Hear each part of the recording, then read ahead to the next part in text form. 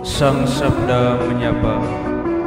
Renungan Harian Jumat 25 Agustus 2023 disusun dan dibawakan oleh Frater Febri Naro. Selamat mendengarkan.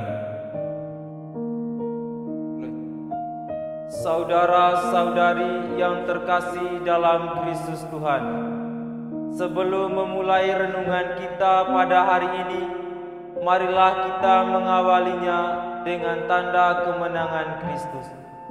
Dalam nama Bapa dan Putra dan Roh Kudus. Amin.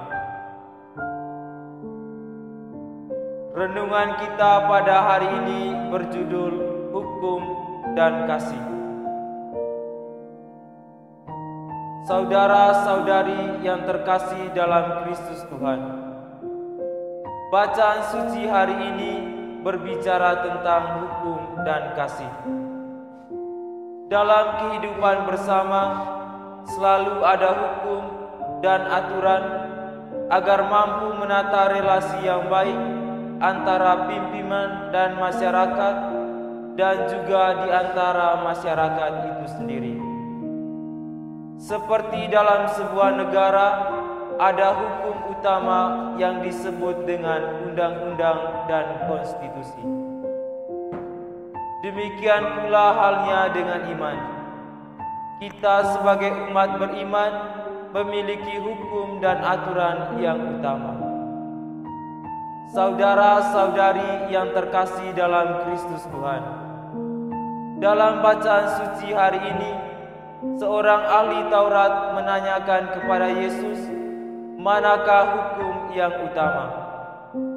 Yesus dengan kepastiannya memberi jawaban yang jelas kepadanya. Ada dua hukum utama yang mencakup seluruh perintah Tuhan.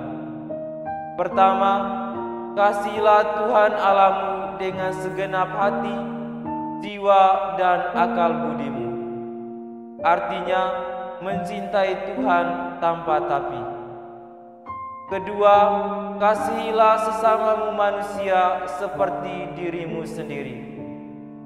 Kalimat ini mengartikan bahwa cinta itu bukan hanya berpusat pada akuku, tetapi juga kepada orang lain tanpa membedakan status, gender, dan keyakinan.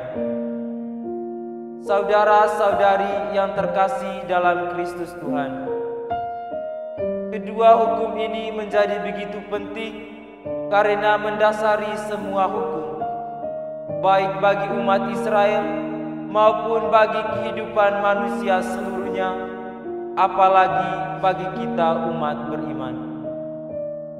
Mengasihi Allah adalah dasar yang memampukan kita untuk mengasihi sesama seperti mengasihi diri sendiri.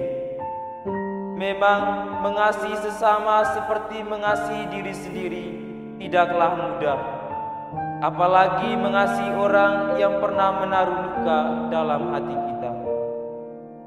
Banyak kata bijak yang mengatakan bagaimana kita bisa mencintai Allah yang tidak kelihatan bila kita tidak dapat mencintai sesama yang kelihatan.